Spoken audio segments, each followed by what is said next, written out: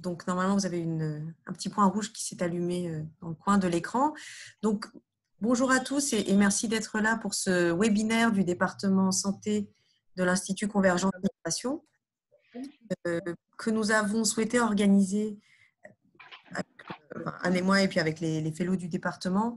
D'abord parce que ça fait un moment qu'on ne s'est pas vu et qu'on s'est dit que, puisque le but de l'Institut Convergence Migration est d'essayer de créer des ponts entre les chercheurs, de créer une animation scientifique, c'était vraiment dommage de à nouveau perdre contact pour plusieurs semaines. Et puis l'autre raison, c'est que vous êtes nombreux à avoir été très mobilisés sur des projets en lien avec l'épidémie du Covid-19, donc des projets encore plus d'actualité que d'autres types de projets sur lesquels on peut travailler. Et on s'est dit que c'était quand même plus sympa de pouvoir s'en parler que de découvrir dans la presse ce que font les uns et les autres. Ils ont cette chance de pouvoir être réunis. Donc, je vais tout de suite laisser la parole à Anne qui va animer la réunion. Peut-être juste un mot, ou Anne, tu pourras le redire. Donc, il y a 4 personnes qui vont présenter. Anne va vous présenter le programme. Ce que je vous propose juste, c'est d'éteindre votre vidéo et de couper votre micro.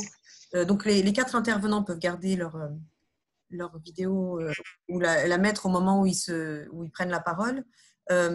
Le reste du temps, je vous propose de couper le micro et la vidéo, comme ça on économise de la bande passante. Et puis ensuite, après chaque présentation, il y aura quelques minutes pour une phase de questions.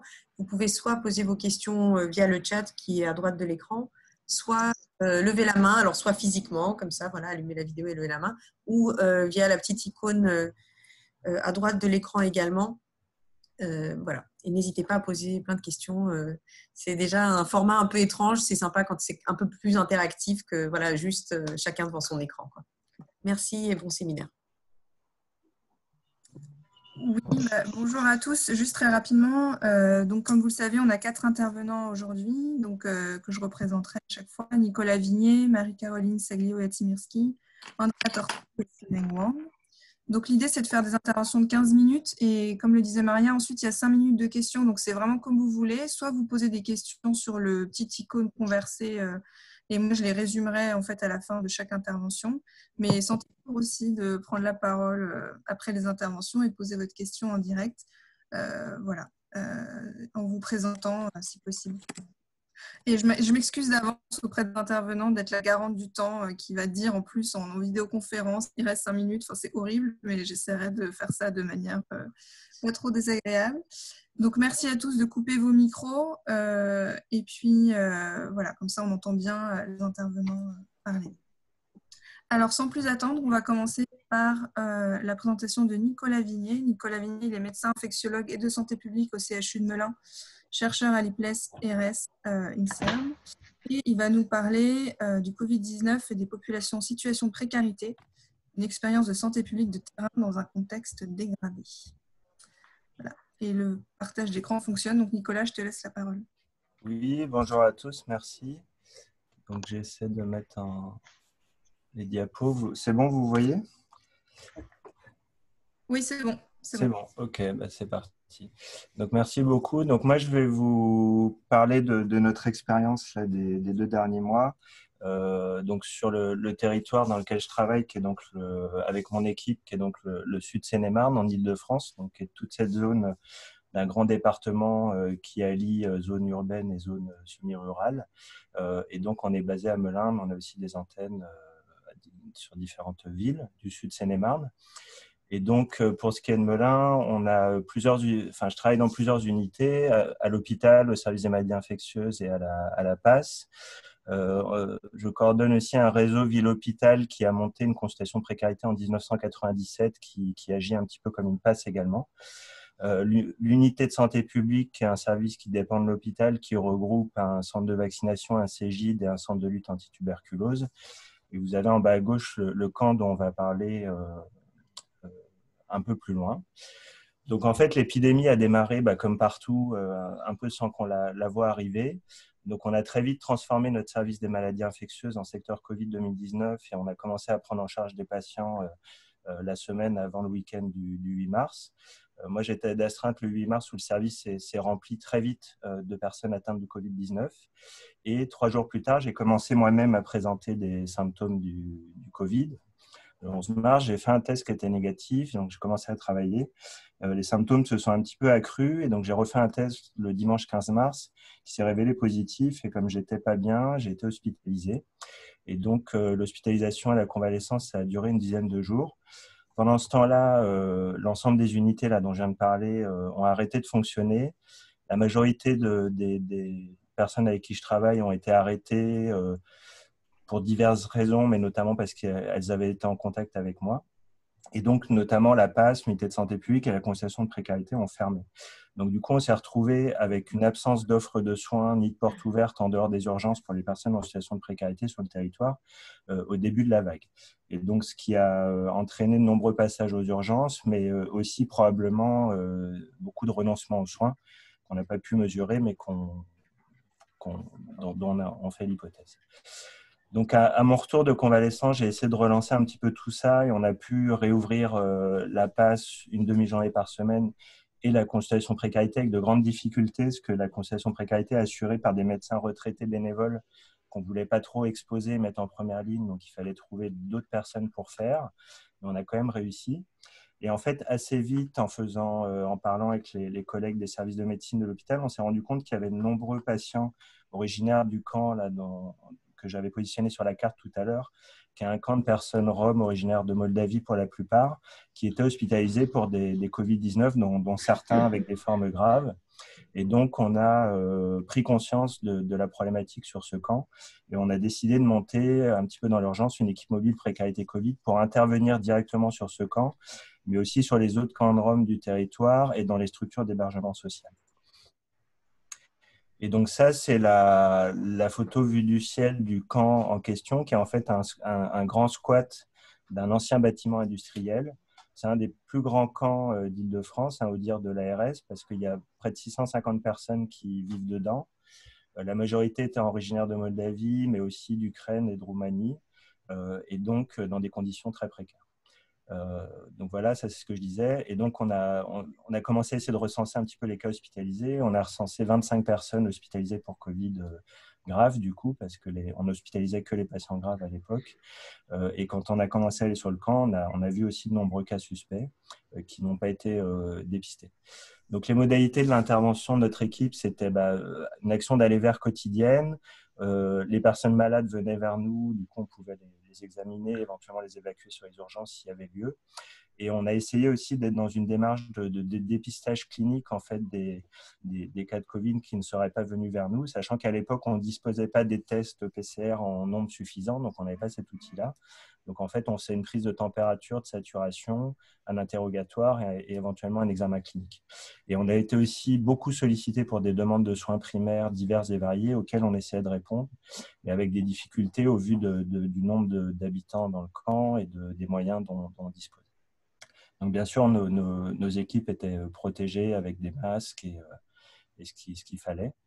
Donc, l'objectif de l'action, c'était d'identifier précocement les cas probables ou suspects de Covid, de rechercher les signes de gravité ou des facteurs de risque de forme grave, d'essayer de confiner ce qui a été assez compliqué. Là, je n'ai pas le temps de rentrer dans le détail, mais on peut en discuter si vous voulez. Et de remettre aussi des masques et des solutés hydroalcooliques aux résidents. D'essayer de sensibiliser aux mesures barrières, mais ça a été très compliqué. Et puis, pas de tests, comme je le disais, parce que pas assez de tests disponibles. Donc, juste en une diapo, le résumé de l'action sur un mois, c'est 35 interventions sur le camp, plus de 800 consultations réalisées, dont vous voyez à droite pour à peu près 650 personnes différentes. Et parmi elles, on a recensé donc, sur des critères cliniques 128 cas probables de Covid, et 104 cas possibles. Alors, ce qu'on appelle des cas possibles, c'est des choses qui peuvent être du Covid, mais qui peuvent être autre chose. Ça peut être une toux non fébrile, voilà, ce genre de choses. On a évacué 22 personnes vers les urgences, dont 7 ont été secondairement hospitalisées. Et on proposait aussi systématiquement aux cas Covid d'être extraits et hébergés dans des centres d'hébergement Covid qui ont été créés par l'ARS Île-de-France à l'occasion de l'épidémie pour justement sortir les personnes en situation de précarité ou en hébergement social qui ne pouvaient pas être isolées correctement dans des structures spécifiques. Mais en fait, on a essuyé de nombreux refus. Il y a une seule personne qui était une femme enceinte que j'ai réussi à convaincre d'aller. Toutes les autres ont refusé.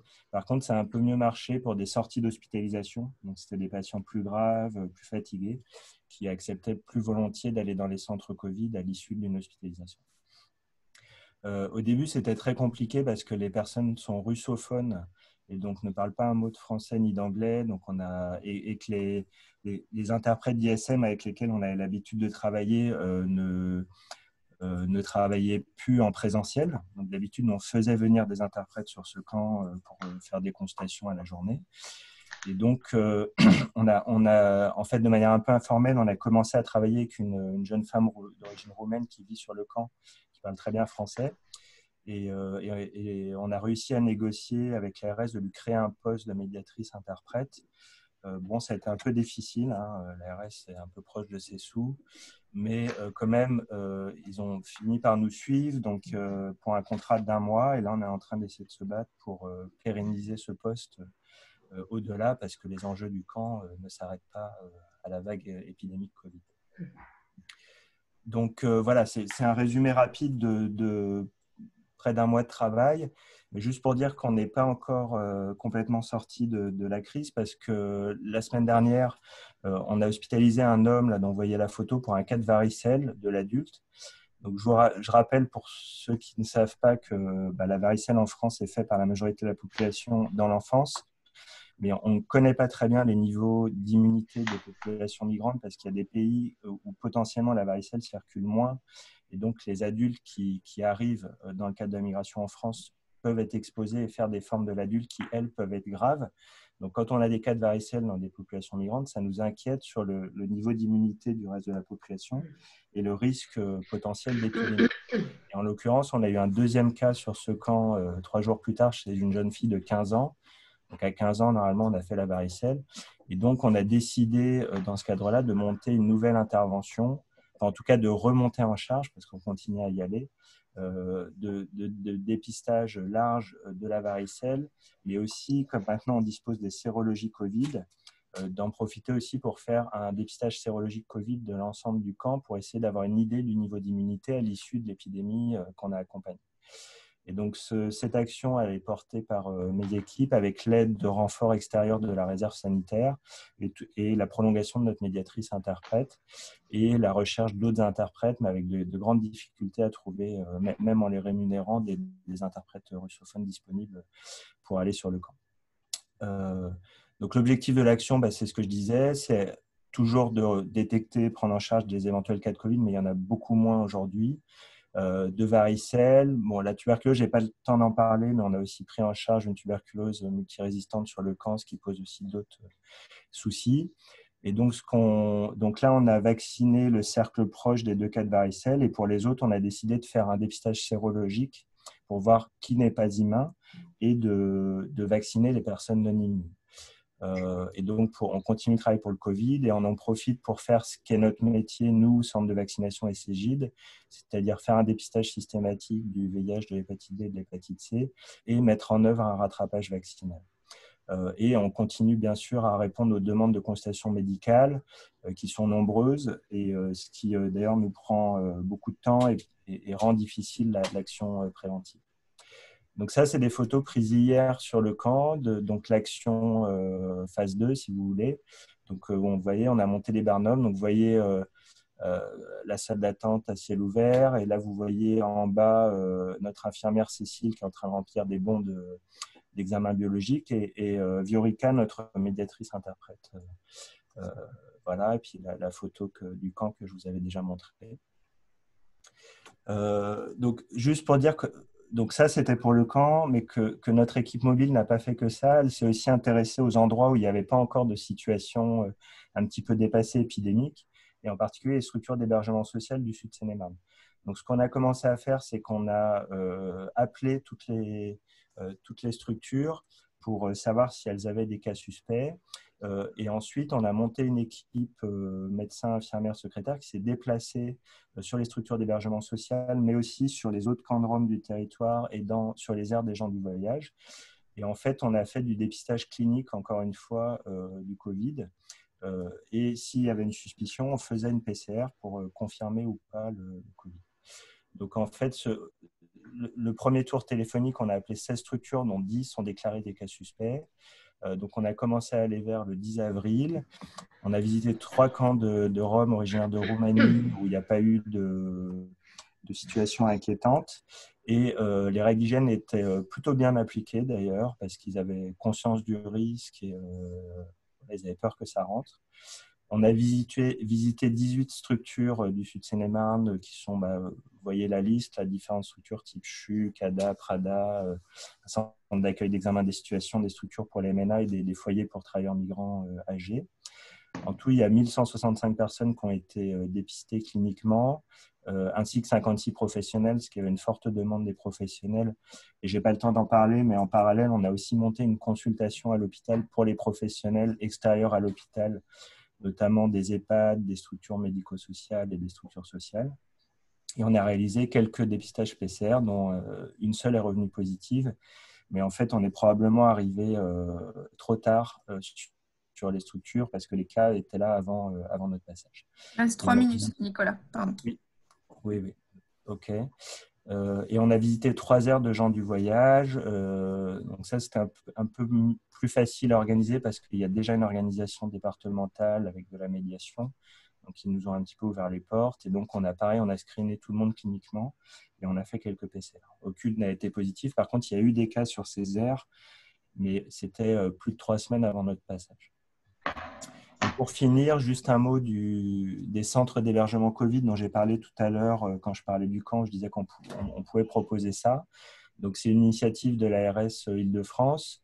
L'objectif, c'est que les personnes qui ont un Covid prouvé et qui ne peuvent pas être confinées dans leur centre ou dans leur camp puissent être mises à l'abri, sachant que nous, on ne confirmait pas les cas sur le camp de personnes originaires de Moldavie. Donc, il est aussi possible d'envoyer exceptionnellement des personnes qui avaient des suspicions cliniques quand c'était des situations épidémiques comme la nôtre. La difficulté à laquelle on a fait face au début, c'est que pour faire admettre ces personnes-là, il fallait remplir un formulaire à envoyer par mail et attendre que l'ARS nous rappelle. Alors que nous, on était équipés en équipement de protection individuelle sur un camp non informatisé, donc ça complexifiait beaucoup le système. Donc, on a réussi à négocier après avec l'ARS qu'on puisse les appeler par téléphone. Et du coup, comme je vous disais, on a proposé à de nombreuses personnes, mais elles ont quasiment toutes refusé. Et les quelques-unes qui ont accepté ont en effet été intégrées dans ces camps, dans ces centres, soit sur Paris pour les femmes, soit sur Tournant pour les hommes, qui est un centre qui est situé en Seine-et-Marne et dont justement qui a été ouvert par la RSI de France donc pour des hommes atteints du Covid le 3 avril.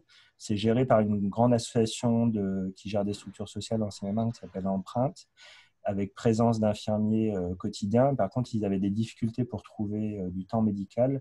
Du coup, nous, on a accepté d'assurer la coordination médicale à distance. Donc ça, je n'ai pas le temps de détailler aujourd'hui, mais on pourra en reparler si ça intéresse certains d'entre vous. Donc, c'était une expérience un peu nouvelle aussi, moins satisfaisante que de pouvoir examiner les gens, mais où finalement, avec le binôme infirmier présentiel, on a pu faire, je pense, un travail qui est suffisamment satisfaisant par rapport aux moyens dont on disposait. Donc, en conclusion, voilà une période intense, une tentative de mener des actions utiles auprès de publics vulnérables de notre territoire. On est souvent arrivé trop tard par rapport à l'épidémie, en lien avec le temps de montage des actions, mais aussi la fermeture d'une semaine de nos structures. Nos moyens ne sont clairement pas dimensionnés pour faire face à des enjeux tels que celui-là à l'échelle d'un territoire qui, vous l'avez vu sur la carte, est immense. Beaucoup de temps passé aussi à assurer l'accès aux soins non-Covid qui était déjà difficile avant la crise et encore plus là où les gens n'avaient pas le droit de sortir. Il y a la police, je n'ai pas eu le temps d'en parler, mais qui n'autorisait pas les sorties du camp. Et puis, voilà, à l'heure d'aujourd'hui, un besoin de prendre du recul et aussi peut-être de mener des travaux sur cette période. Et donc, je suis intéressé pour échanger avec ceux d'entre vous que ça intéresserait de se questionner un petit peu sur tout ça. Voilà. Et puis là, c'est une photo on avait tous les soirs à 20h, ça s'est vu de mon bureau à l'hôpital, le défilé, soit des ambulanciers, soit des pompiers, soit des dépanneurs qui venaient rendre hommage aux soignants. C'est vrai que ça nous a donné un peu de force aussi dans une période où tout le monde était un peu fatigué et où il fallait continuer à agir. Voilà, je vous remercie pour votre attention. Merci beaucoup, Nicolas. Alors, on a un moment pour les questions, peut-être 5 bonnes minutes, un peu plus. J'ai pas vu de questions dans le conversé, c'est-à-dire le petit chat de la... Tu peux enlever le partage. Oui, c'est bon. Donc, soit vous pouvez poser des questions là, soit vous pouvez lever la main, prendre la parole. Je vois Chloé Tisserand et Alfred Spira. Qu'est-ce que vous posez des questions? Chloé, tu veux commencer? Oui. Vous m'entendez? Oui, très bien. Oui. Bonjour à tous et bonjour Nicolas. En fait, c'est juste pour une précision, les centres d'accueil, il y a des précaires exilés, des précaires français. Enfin, est-ce qu'il y a un mélange des deux? Tout à fait, oui. Bah là, en tout cas, dans le centre tournant dont je m'occupe, il y a en effet des personnes d'origine française en situation de précarité qui sont dans des structures d'hébergement social et une majorité de personnes migrantes de diverses origines, à la fois des personnes, des immigrés âgés, des foyers de travailleurs migrants, comme des personnes de structures plus primo-arrivants. Donc, en fait, c'est ouvert à tous, hein, à toute population qui ne peut pas être Ce n'est pas isolée des centres correctement. spécialisés. Parce que dans le Nord, ils ont fait vraiment des centres dédiés juste pour les exilés. Et je me demandais justement si c'était comme ça aussi. Non, il n'y avait pas vocation. Bon, après, ce n'est pas moi qui gère le dispositif, c'est la RSI de France, mais il n'y a pas de vocation à réserver ça aux exilés. C'est assez large, les critères d'admission. D'accord. Merci. Alfred Spira? Oui, bonjour, merci beaucoup. Vous m'entendez là? Très bien. Ok. Juste, je voulais savoir, est-ce que vous avez, quel moyen, quel dispositif vous avez essayé de mettre en place pour éviter la contagion et la dissémination de l'épidémie de Covid? Et ma question plus spécifiquement, c'est est-ce qu'il y avait des possibilités de tentatives de confinement? Alors ça, on en a discuté au début, mais c'était impossible sur le camp. Donc, voilà, ce que l'ARS a beaucoup insisté pour que j'envoie les cas suspects dans les centres d'hébergement, mais j'ai expliqué mes difficultés, il y avait des refus. Pour isoler en fait, si vous voulez, le camp, je n'ai pas eu le temps de détailler, mais les personnes vivent en famille. Donc, c'est en général une pièce dans laquelle vivent entre 6 et 10 personnes, où il y a 3-4 lits. Et donc, quand il y a un cas dans une famille, en général, toute la famille est atteinte. Mais en plus, ils ont du mal à rester enfermés dans cette pièce qui est petite. Donc, ils sortent, et il y a de la promiscuité, tout le monde se croise. Et donc ça, on a essayé, bien sûr, de sensibiliser. On a été doté en masques un peu plus facilement que d'autres et on a distribué. On a aussi été aidé par l'association Equalis, qui est une association mandatée par la préfecture de Seine-et-Marne pour le social, qui devait, en théorie, nous aider là-dessus, mais en fait, en pratique, je trouve que leur intervention n'a pas été très efficace parce qu'ils refusaient d'entrer sur le camp. Ils n'étaient pas équipés. Ils avaient soi-disant des bénévoles, mais en fait, les bénévoles ont renoncé parce qu'ils avaient peur. Enfin, le camp, c'est un endroit un peu impressionnant, c'est très précaire. Dans le contexte Covid, c'est pas tout le monde qui acceptait d'aller sur cette structure, hein. Moi, mes équipes, ça a été compliqué. Il a fallu motiver un petit peu, convaincre, assurer, donner les moyens de protection. Et donc, voilà, en théorie, dans le dispositif tel qu'il était écrit au niveau des instances, c'était le travail de cette structure. Equalis, en pratique, on n'a pas eu un impact très, très efficace là-dessus. Merci. Alors, j'ai une autre question de Francesca Sirna, chargée de recherche au Centre Norbert Elias, qui demande combien de temps ces personnes sont restées sans soins et puis pourquoi l'ARS n'a pas été réactive. Alors, l'ARS était complètement submergée par l'épidémie. Nous, on a vu, hein, parce que les premiers cas, on faxait des déclarations obligatoires tous les jours, etc. Puis on a vu qu'en une semaine, l'ARS ne répondait même plus. Enfin, ils n'avaient pas du tout les effectifs pour faire face à une telle réaction épidémique. Donc après, l'ARS a quand même fait des choses.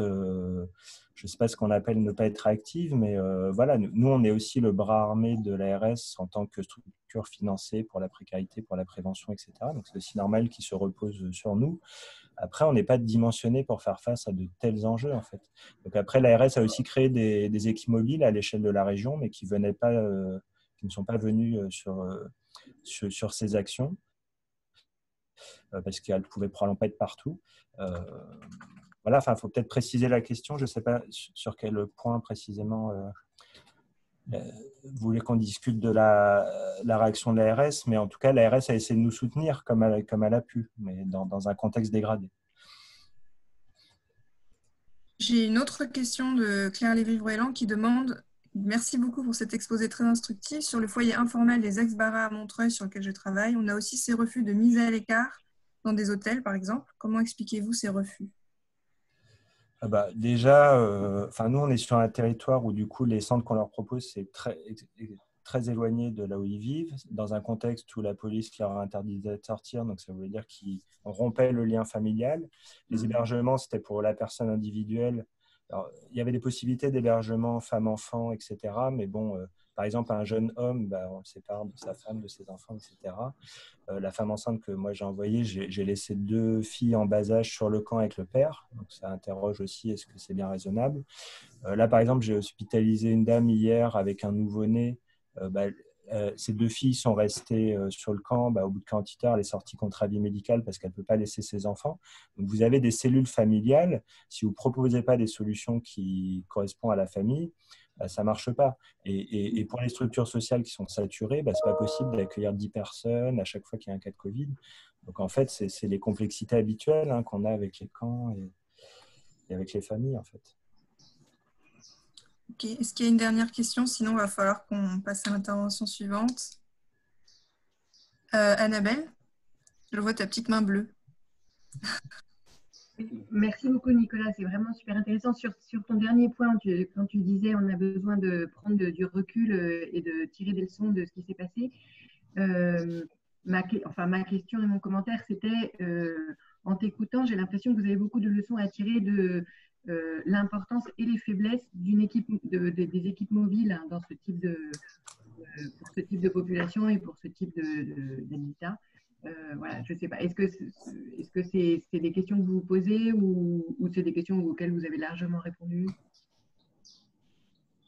Oui, c'est des questions qu'on se pose. Après, quand même, ça a plutôt confirmé l'importance de l'aller vers, ce qu'on a fait, parce qu'on se dit que si on ne l'avait pas fait, ça aurait été… si on avait juste laissé la passe et le réseau ouvert… dans le contexte du confinement, les personnes ne seraient pas arrivées à nous. Et puis, le nombre de patients était tel que la 800 consultations, c'est ce qu'on fait en 1 an en réseau d'habitude. Vous voyez? Donc ça, donc on n'aurait jamais pu absorber ça dans nos dispositifs habituels. Donc après, oui, il faut qu'on se pose des questions sur beaucoup de points différents, je pense. Et c'est important qu'on prenne le temps de le faire. On n'a pas encore vraiment le temps d'être dans cette phase parce qu'en fait, on est encore, comme je vous l'expliquais, dans des problématiques actives là. Mais ça serait intéressant qu'on le fasse et éventuellement que si ça intéresse certains d'entre vous, qu'on puisse aussi échanger avec des chercheurs.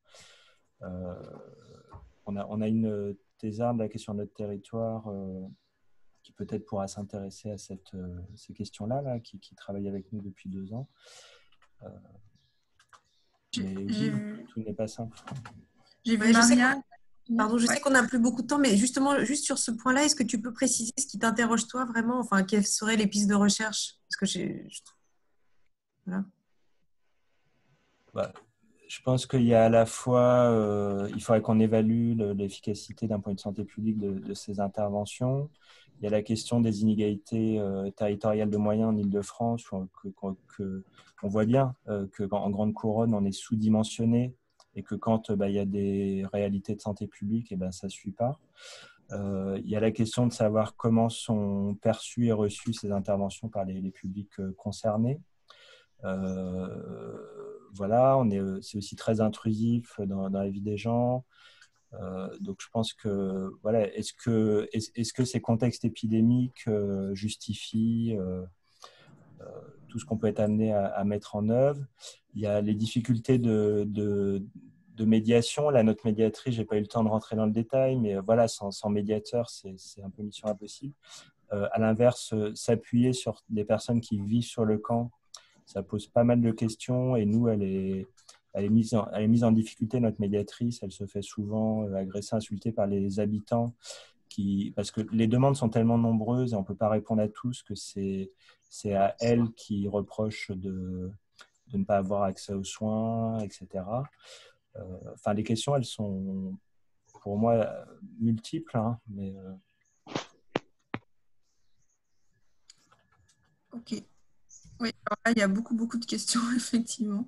Mais non, mais merci Nicolas. Du coup, je pense que de toute façon, tout ce que tu as présenté fait écho à beaucoup de gens ici. Donc, à suivre, en fait, j'ai envie de dire. J'ai vu qu'il y avait bien ton mail à la dernière slide. Donc, en plus, les gens peuvent maintenant t'envoyer des flots d'emails s'ils veulent entrer en contact avec toi. Merci beaucoup, en tout cas. On va passer à la deuxième présentation.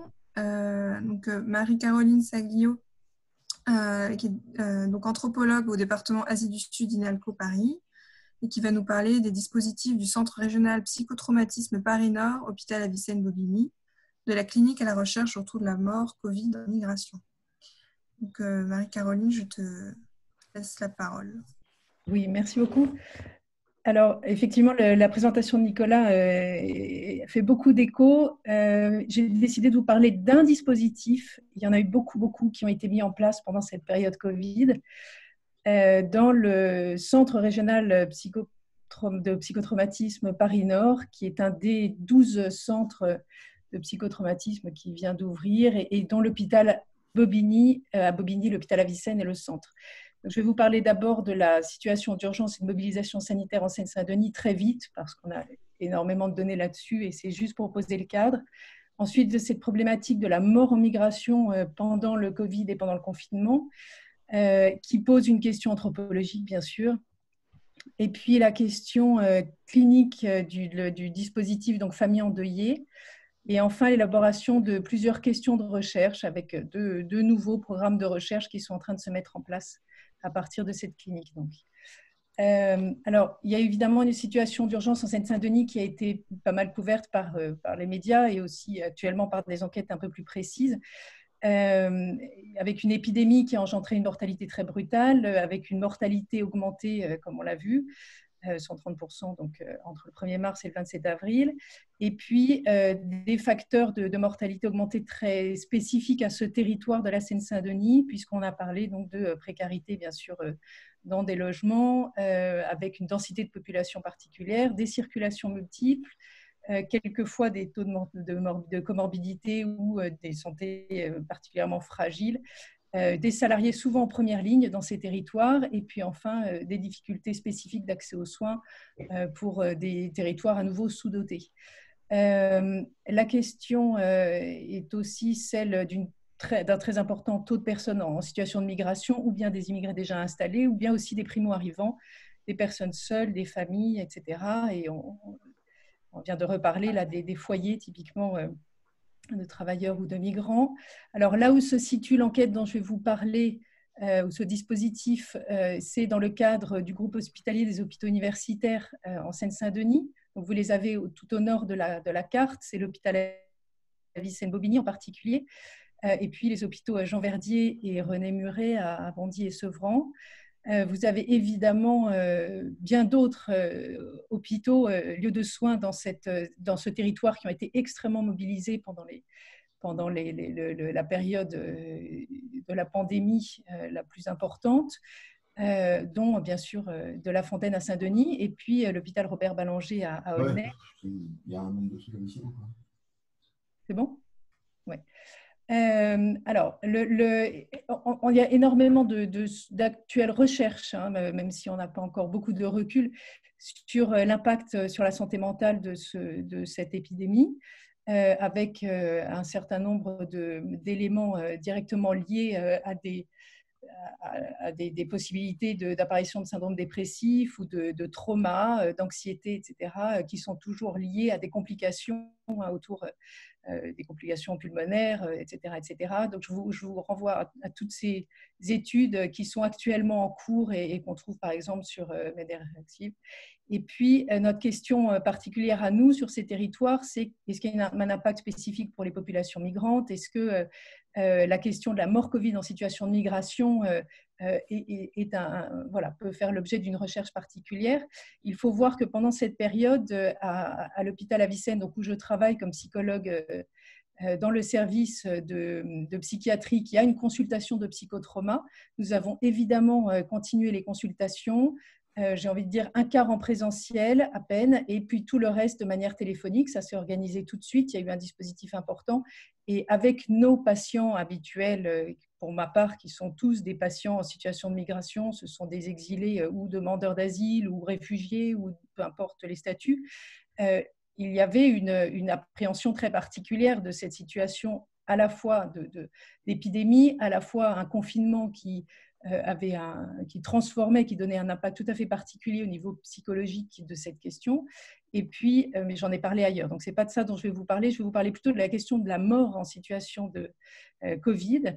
Là, c'est une petite BD qui avait été faite par Fiamma Lousati, vous la rencontrez quelquefois dans Le Monde, à partir de ce qui s'est passé spécifiquement autour de populations migrantes qui ont été confrontées donc, à la mort d'un proche dans la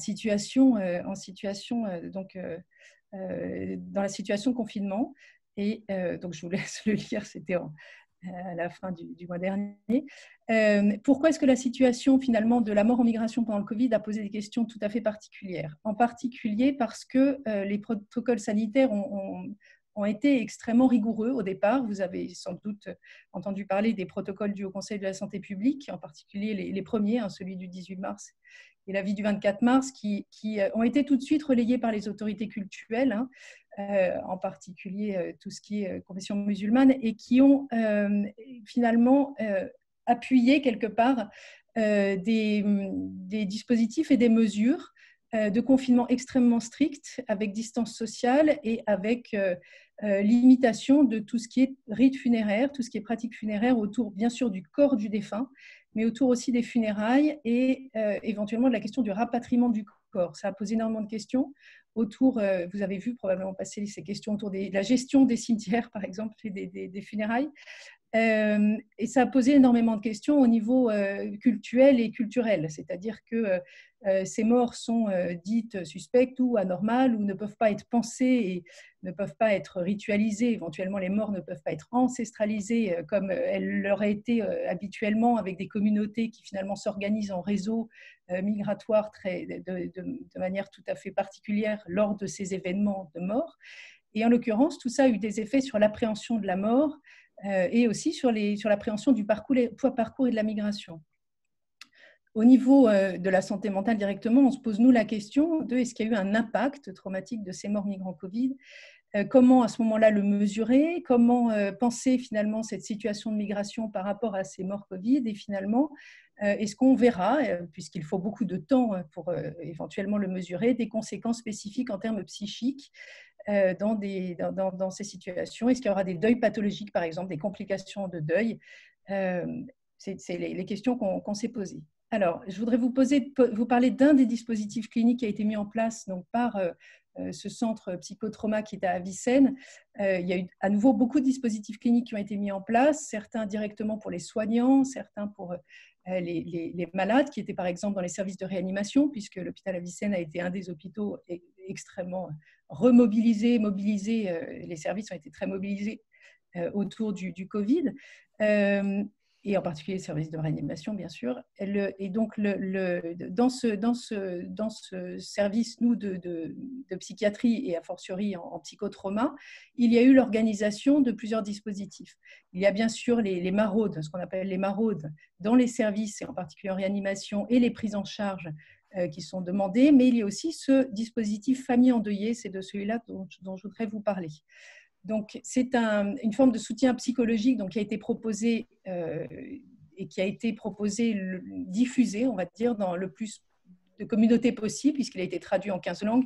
Là, je fais une petite publicité pour un dispositif de traduction qu'on a pu faire dans le cadre de l'ANR que je coordonne, puisqu'on a traduit un maximum de situations d'urgence et d'informations d'urgence. On s'est aperçu effectivement que les populations migrantes en particulier avaient très, très peu accès aux informations sur le Covid, que ce soit les informations autour du confinement, que ce soit les informations autour des précautions sanitaires. Il y a beaucoup de malentendus, donc ça a été l'objet de multiples traductions pour les hôpitaux en l'occurrence, ou pour les associations pendant 2 mois.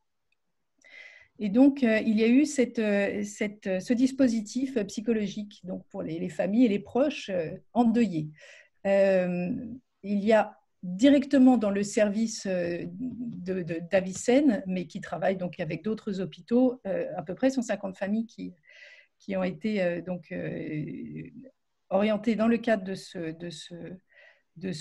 cet appel, de ce dispositif, et qui ont révélé, en tout cas pour celles qui étaient des familles en migration, effectivement une problématique autour de ces deuils pendant la situation Covid, de ces deuils tout à fait particuliers. Alors là, je vous parle par exemple des patients, moi, auxquels j'ai eu accès, originaires en particulier de Guinée, de Cameroun, d'Algérie, etc., et qui ont appelé, suite à cette proposition donc, de soutien psychologique, et qui ont pu ensuite être orientés, c'est-à-dire pris en charge par des consultations par téléphone pour des formes de soutien plus ou moins importants, qui supposaient plus ou moins une évaluation par ailleurs, et qui s'arrêtaient au bout d'un ou deux consultations. Les consultations sont souvent longues pour ce genre de choses, c'est des consultations d'1 heure ou d'1 heure et demie, ou bien qui nécessitaient une orientation plus importante lorsque les personnes étaient en détresse.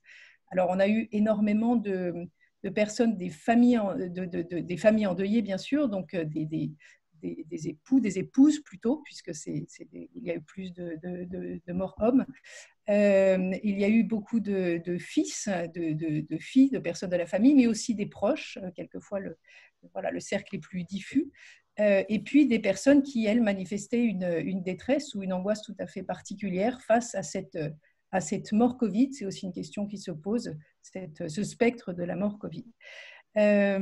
Alors, quelques éléments cliniques dont on peut parler, bien sûr. Ce qui fait la problématique, à mon avis, ici, c'est vraiment cette question de ne pas pouvoir penser la mort comme elle aurait été pensée de manière classique, avec les rituels d'accompagnement du corps qui ont été complètement entravés, les toilettes du corps aussi impossibles, les rapatriements au pays qui ont été très limités. Il y a eu beaucoup de questions autour des places dans les cimetières, des possibilités de rapatrier ensuite le corps lorsque la personne défunte souhaite absolument ce retour post-mortem. Pas de communauté de deuil, ce qui est extrêmement complexe, a fortiori pour des populations où c'est la communauté qui permet, entre autres, le deuil. Des sentiments de culpabilité autour de la survivance aux morts, autour des éléments de contamination, des sentiments d'insécurité. La question de la perte aussi, qui est très forte ici et qui redéfinit finalement la question de la migration. Si dans la migration, on retrouve la mort dans le pays dit d'accueil, une colère qui est récurrente aussi, et là, plutôt vers ces dispositifs de limite de rites funéraires, et puis la question d'une séparation qui reste en suspens, du coup, avec des morts qui ne sont pas terminées, on va dire, et puis des phases de deuil donc, qui vont être potentiellement modifiées ou complexifiées. Et donc ça fait l'objet de la recherche actuelle avec les patients qui sont toujours autour de ce dispositif. Évidemment, on est absolument dans un moment d'observation pour l'instant. Il est nécessaire de faire des études à long terme sur ces personnes. Il est nécessaire aussi probablement de rattacher un ensemble de prises en charge avec des éléments autour d'histoire de ces personnes, des personnalités. Et bien sûr, il faudra faire jouer bien plus de variables autour des personnes. Autrement dit, la question de l'origine et de leur religion, ce sont les variables principales qui apparaissent tout de suite. mais il faut penser à la question de l'âge du défunt, et c'est très intéressant de voir que les personnes en situation de migration âgées ou des jeunes primo-arrivants ne pensent pas du tout la situation de la même manière, ne la vivent pas du tout de la même manière. La situation socio-économique des personnes, la situation administrative, la question du statut, bien sûr. Et c'est peut-être ça qui permet de réfléchir à des interprétations culturelles du Covid. Qu'est-ce que ça représente? On a été confronté à des patients qui avaient déjà vécu des situations de pandémie, avaient déjà mobilisé un certain nombre de ressources culturelles ou cultuelles et en lien avec leur communauté. Je parle par exemple d'un Guinéen qui a vécu la question de la pandémie d'Ebola et qui donc, face à cette nouvelle pandémie, se situe tout à fait différemment lorsqu'il s'agit de la mort d'un de ses proches. On a deux types de recherches qui sont en train actuellement d'être mises en place. Une directement au CN2R, donc, qui est le Centre national ressources résilience, qui est le centre de recherche et d'information autour du trauma qui a été mis en place récemment et qui travaille en parallèle avec ces centres de psychotrauma dont je vous ai parlé. Donc, il y a un protocole quantitatif là, autour de la question du trauma, hein, dans ces conditions de mort pendant la pandémie Covid, qui pose beaucoup la question de la temporalité, bien sûr, de cette brutalité hein, de la mort, mais aussi beaucoup la question de la présence de la communauté, de la famille, du respect des rites, donc des éléments à nouveau qui, autour d'éléments très cliniques, font entrer des questions plus anthropologiques, à mon avis, et de comment poser cette question de la mort. C'est pas du tout évident de définir, évidemment, d'avoir accès à la population, de définir les cohortes et surtout, d'autant plus qu'on est très logiquement limité par un certain nombre de limites éthiques. On n'a pas accès comme ça aux populations qui ont dû être confrontées à une mort dans leur famille, par exemple. Donc, c'est un ensemble de questions. Et puis, il y a une deuxième recherche dont je vous parle, qui est la recherche qu'on a proposée cette fois-ci à l'Institut Convergence Migration pour l'appel à projet récent, qui est beaucoup plus anthropologique, mais qui, évidemment, devrait travailler en articulation avec ce qui était vu au niveau clinique, à mon avis, et qui, elle, est proposée par 9 anthropologues d'ICM. Je pense que je n'ai pas le temps de vous détailler les enquêtes qu'on souhaite mener, mais voilà, donc je vous la signale. L'idée, c'est, avec 9 anthropologues qui travaillent déjà sur les questions de mort pendant la migration, de mort la question de la mort dans la migration, est-ce qu'il y a une particularité, finalement, de cette mort Covid en migration ? Et pour cela, on se propose d'analyser les pratiques de gestion des morts pendant cette période, les représentations qui entourent les morts et les pratiques funéraires qui ont été mises en place avec des enquêtes sur le territoire de la Seine-Saint-Denis et des territoires qui ont été très touchés ou touchés de manière très particulière, en particulier à l'Est, bien sûr, et puis à la frontière Vintigny. Par ailleurs, ces questions nous permettront de renouveler la question finalement des représentations autour du corps dans la migration, en particulier en requalifiant les migrations actuelles récentes, où la mort devient un élément central de l'expérience migratoire, et en historicisant peut-être l'intersection entre mort et migration, donc en reposant la question d'une spécificité de la mort Covid. On a prévu à terme dans la proposition de cette recherche, hein, dont on attend qu'elle soit évaluée entre guillemets par ICM, on a proposé une articulation avec la recherche dont je vous ai parlé tout à l'heure pour essayer de réfléchir finalement à comment des observations plus cliniques peuvent être expliquées, étayées par des réflexions plus anthropologiques finalement sur l'expérience de la mort et la représentation de la mort dans cette situation. Voilà, je finis sur une très très brève bibliographie autour de ces questions plus anthropologiques. Merci beaucoup, super. J'ai pas vu de questions dans le chat, donc allez-y, en vrai ou dans la conversation. Merci, c'était super intéressant.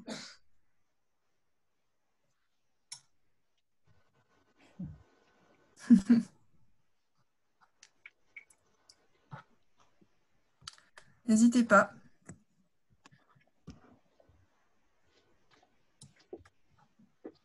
Maria ? Et Yasmine Bouaga ensuite. Ouais. Oui, je veux bien commencer juste très rapidement. C'est vraiment sur la… Merci pour cet exposé très intéressant.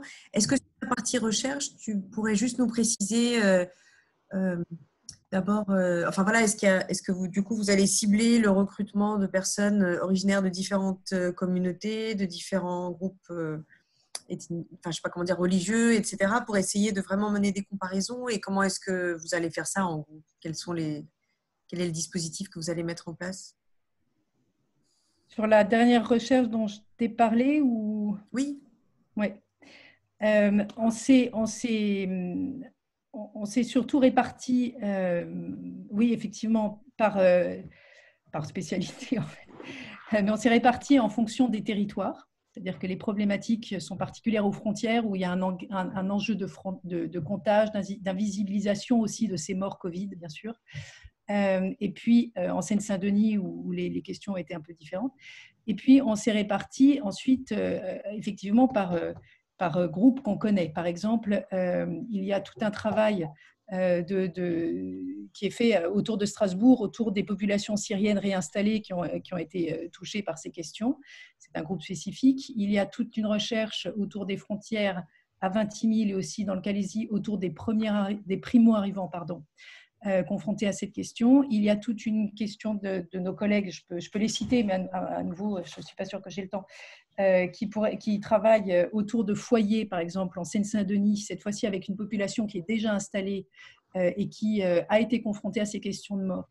Et c'est là qu'il faut réussir aussi à faire jouer toutes ces variables dont j'ai parlé. La première variable à laquelle on pense, c'est la variable religieuse, bien sûr, puisque les questions ont été portées très différemment par des populations musulmanes, par exemple, ou d'autres populations. Et puis, c'est la question des origines, c'est-à-dire elle ne va pas être portée de la même manière par des populations, par exemple, afghanes qui sont là depuis peu de temps sur le territoire, ou par comme on a eu des personnes guinéennes qui sont là depuis 1 ou 2 générations, qui ont déjà d'autres expériences finalement de cette question de la mort dans cette situation. Donc là aussi, on travaille en essayant de se répartir quelque part des cohortes. Mais on a un problème important dans ce dispositif. C'est pas du tout facile d'avoir accès à ces personnes. C'est très compliqué en fait. C'est pour ça qu'on est obligé, à mon avis, de s'appuyer, qu'on a intérêt à s'appuyer en tout cas par exemple sur des premières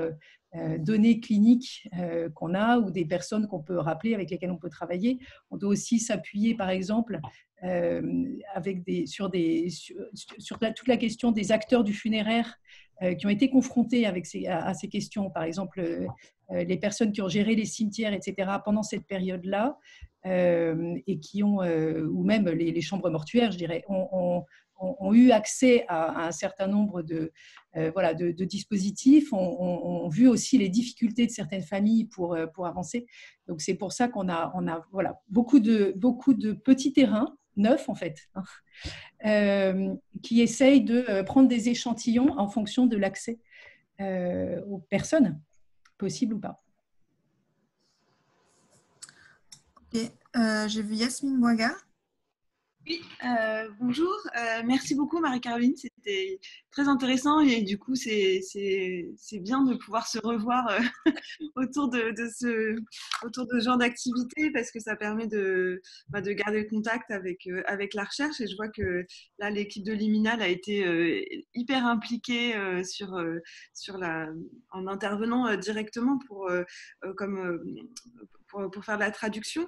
Et donc j'avais plusieurs questions sur la manière dont les personnes s'étaient adaptées ou avaient réagi aux fortes contraintes liées au rites funéraires. Déjà, un premier point sur les entreprises funéraires, où tu as dit que c'était un peu un premier point d'entrée. Je me demandais, est-ce qu'elles avaient pu s'adapter, et si oui, comment?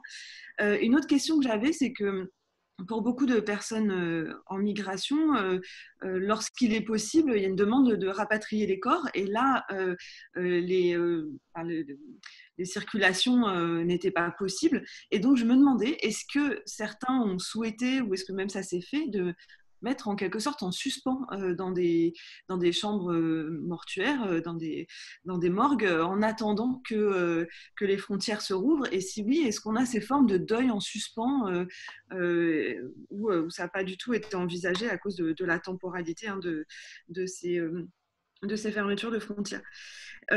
Et ensuite, une dernière petite remarque, c'est une question sur l'invisibilisation de la mort Covid chez les populations migrantes, parce que effectivement, on a toujours une difficulté pour les questions des personnes aux frontières. Mais par rapport aux informations que moi j'ai pu avoir sur Lyon, dans les foyers, les centres, les squats, il y a eu un certain nombre de personnes qui étaient contaminées au Covid, donc il y a une sorte de... en apparence au moins une surcontamination, mais en revanche, du fait du profil démographique de ces personnes, principalement très jeunes, la plupart avaient été soit asymptomatiques, soit avaient des faibles, développé de faibles symptômes. Et donc, est-ce qu'il y a une invisibilisation de la mort vraiment? Et si oui, comment la mesurer? Voilà, merci. Merci Yasmine. Alors, sur les questions que tu as posées, je vais prendre celle du milieu, autour des questions de rapatriement du corps, etc. Oui, c'est une question majeure, en fait, cette question de... dans le parcours migratoire, on s'aperçoit qu'il y a aussi, pour certaines personnes, un parcours post-mortem. L'idée de mon corps sera rapatrié au bled ou ailleurs. Donc, il y a eu, oui, il y a des morts en suspension, comme tu dis, l'expression est en suspens, qui sont pour l'instant avec l'idée qu'elles seront rapatriées à terme. Donc, il y a toute une organisation funéraire autour de ces corps-là. Et il y a en l'occurrence 2 enquêtes. Alors, parmi les 9 collègues d'ICM qui se proposent de travailler dans cette étude, il y a Nada Afiouni, qui est à l'Université du Havre et qui conduira une enquête au Havre et en région parisienne auprès des professionnels du funéraire qui sont spécialisés pour voir justement comment se sont fait, par exemple, les réponses municipales en termes de carré confessionnel lorsque s'est posée cette question. Et puis, il y a aussi Linda Apajarvi, qui est par ailleurs une postdoctorante de l'Université de Tampere, qui, elle, se pose la question à nouveau d'enquêter sur les agences funéraires parisiennes qui sont spécialistes du rapatriement des corps et qui imaginent des dispositifs individualisés de la gestion des corps quand ils ont été extrêmement contraints. Donc, il y a complètement cette question a été posée tout le temps par les gestionnaires à la fois du culte et puis funéraire. Pardon, ouais. Voilà. Et donc c'est une question qui est en suspens pour l'instant. Voilà. Alors sur ta 3e question sur l'invisibilisation, je crois que, pour l'avoir un petit peu suivi, ne serait-ce que parce qu'on a énormément de patients en foyer. Ou dans des CADA ou dans des structures CHU, MUDA, etc. On a énormément suivi évidemment comment se mobilisaient ces centres, en particulier en Seine-Saint-Denis, et il y a eu beaucoup de protections demandées, voulues, opérées par ces centres qui ont exiger, par exemple, que les personnes restent dans leur chambre. Quelquefois, il y a des familles entières qui, pendant 2 mois, ne sont pas sorties, c'était compliqué. Ou bien qui ne voulaient pas de sortie du centre du tout. Donc, il y a eu beaucoup de choses qui ont été faites. Effectivement, comme tu le dis, il y a eu une forme, comme ce sont des populations souvent jeunes, par ailleurs, on peut imaginer que ce sont des centres moins touchés, mais il y a eu bien sûr des centres touchés aussi par l'épidémie. Nous, ce qu'on a pu suivre, c'est quand même des séries de tests quand ça a été possible. La majorité des centres qu'on connaît, il y a eu des dépistages absolument systématiques dans ces centres. Voilà. Donc, je pense en tout cas que dans la région parisienne, a fortiori en Seine-Saint-Denis, qu'on connaît un petit peu mieux à l'hôpital Avicenne, il n'y a pas eu nécessairement une invisibilisation. Dès qu'on a eu les moyens, il y a eu des tests très systématiques dans ce genre de centre. Bon, à nouveau, c'est difficile de généraliser, hein, mais voilà. L'invisibilisation, elle est beaucoup plus sur, me semble-t-il, d'autres territoires. Par exemple, la question des frontières. Voilà. Et puis, ta première question, c'était sur… Yasmine ? Pardon, j'avais coupé le micro. Oui, la première question, c'était… Non, mais tu as répondu, hein, puisque c'était sur l'adaptation des entreprises funéraires. Et enfin, tu as indiqué qu'il y avait des recherches en cours sur le sujet. Plusieurs. Merci. Merci. Il y a juste une autre question et je pense qu'après, il faudra passer à l'intervention suivante. Alors, je lis le message de Claire Lévy-Brouélan. Merci Marie-Caroline. Je demande comment le projet pense le lien entre la connaissance produite par la recherche et les perspectives en termes de soins et soulagement des pathologies du deuil. En d'autres termes, la recherche permet-elle aussi de mieux soigner? J'espère. J'espère. Non, on est très… en l'occurrence, c'est intéressant de voir que pendant cette période de mobilisation Covid, il y a eu énormément de demandes de la part du service en clinique pour un échange avec la recherche. Moi, je ne l'avais jamais vu. Je ne l'avais jamais vu en 10 ans. Ça fait 10 ans que je suis dans ce service. Et que évidemment, il faudrait pouvoir réfléchir beaucoup plus sur les questions de recherche autour des populations migrantes qu'on reçoit pour plein de pathologies. Je n'ai jamais vu une mobilisation pareille, mais elle a peut-être… Voilà, c'est un facteur Covid qui a été… et il y a eu une demande énorme d'échanges, de réflexion autour de la recherche qui se menait. Donc, pour des applications pratiques. Et aujourd'hui, le CN2R dont j'ai parlé, donc ce Centre national ressources résilience, demande des recherches et demande des recommandations, ce fameux terme qui est peut-être discutable, autrement dit, des applications directes pour la clinique. Et moi-même, j'en ai rédigé plusieurs qui est à partir de ce qu'on voit et à partir de ce que nous dit éventuellement la recherche, est-ce qu'on peut avoir une application clinique autour des soins apportés? Est-ce qu'il y a des soins spécifiques autour de ces questions? En tout cas, c'est notre but hein, dans le cadre de la consultation. Merci beaucoup. Merci, je suis désolée, on va devoir passer à l'intervention suivante. Merci, c'était vraiment très intéressant. Je rappelle juste à ceux qui ne l'ont pas fait qu'en bas à gauche, si vous allez en bas à gauche, vous pouvez couper votre micro. Il y a plusieurs personnes qui ont leur micro ouvert et qui pourraient peut-être le couper. Merci. Alors, on va passer à l'exposé d'Andrea Tortelli. Donc, Andrea est psychiatre et chercheur à l'INSERM.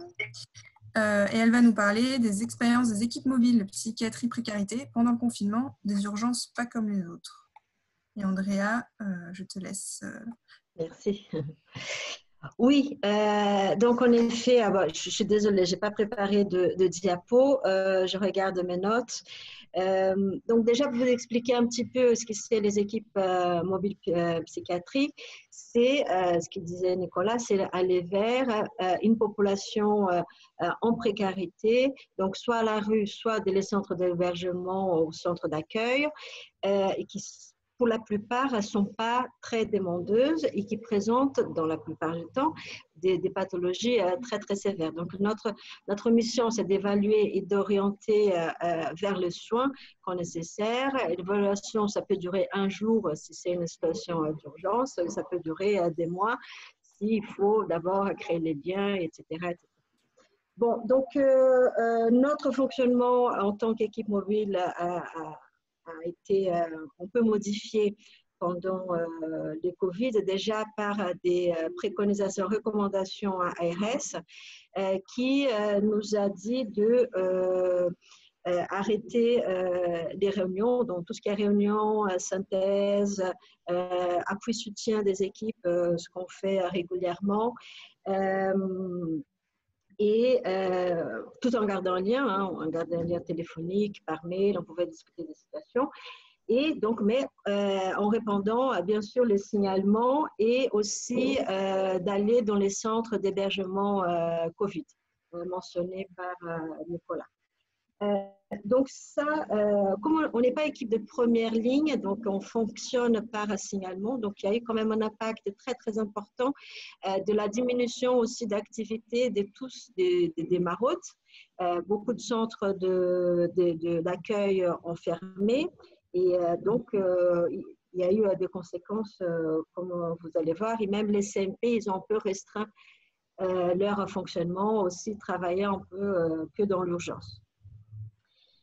Donc, quand je vous parle, donc c'est vraiment des urgences inhabituelles parce que c'était des populations déjà qu'on ne rencontrait pas avant. Et surtout, c'était marqué par des urgences vraiment qui tombaient d'un coup, c'est-à-dire que voilà, avant, il y avait des équipes qui nous appelaient, il y a quelqu'un qui ne va pas bien, qui commence à parler très fort, on soupçonne un trouble psychiatrique, qu'est-ce qu'on va venir? Donc, on est très réactif. Et là, pendant les Covid, ça n'a pas été possible aussi parce que du côté des équipes, ils ont été sous-effectifs et aussi avec toute la question du confinement et de la gestion des cas Covid. Voilà, la question de la santé mentale, elle était moins repérable. Et donc, du coup, c'était des urgences qui tombaient vraiment du jour au lendemain. Donc, ça m'est jamais arrivé auparavant, d'y aller un samedi ou un dimanche parce que ça ne pouvait pas attendre le lundi. Donc, quelles étaient les causes un peu de ces urgences? Donc déjà, c'était des personnes qui normalement, on n'est pas censé rencontrer parce que c'est déjà des personnes qui sont dans le circuit de soins, soit suivies par les CMP, mais qui se sont retrouvées en rupture de soins, soit parce qu'ils ne sont pas allés faire leur traitement, parce qu'ils craignaient d'aller au CMP et être contaminés ou sortis dans la rue, soit parce qu'il n'avait plus d'ordonnance. Donc, c'était des personnes déjà suivies et que finalement, on nous a appelés et c'est nous qui les avons amenés vers le soin. Il y a aussi des personnes qui, à cause, donc, personnes positives, Covid positifs, et non repérés comme ayant des troubles psychiatriques auparavant, mais à cause du confinement et quand ils ont été testés Covid positifs, donc il fallait les gestes barrières et l'isolement. Et au moment de l'isolement, on se rend compte que les personnes ne vont pas bien, il y a peut-être un trouble délirant, etc. Et donc, on a été appelé pour ces situations. Et dans ces cas-là, donc, il y avait une orientation dans les centres Covid-Psy qui ont été créés dans tous les secteurs en France où les personnes avaient les soins psy, mais aussi les soins somatiques. Bien sûr, sans qu'il y ait d'urgence, sinon ils allaient en urgence aussi. Il y a eu, donc bien sûr, pour certaines personnes, mais pas toutes, aggravation des symptômes déjà, donc des personnes qui présentaient des problèmes psy avant, qui étaient suivies avant, et qu'à cause du confinement, il y avait une recrudescence des angoisses. Des questions de violence conjugale donc, qui sont apparues, donc beaucoup de détresse psychologique et des personnes qui finalement, à cause du confinement, ont été repérées en tant qu'ayant des troubles psychiatriques parce que comme dans un centre d'hébergement, dans un centre d'accueil, c'est des lieux de passage. Il y a 300 personnes, il y a 5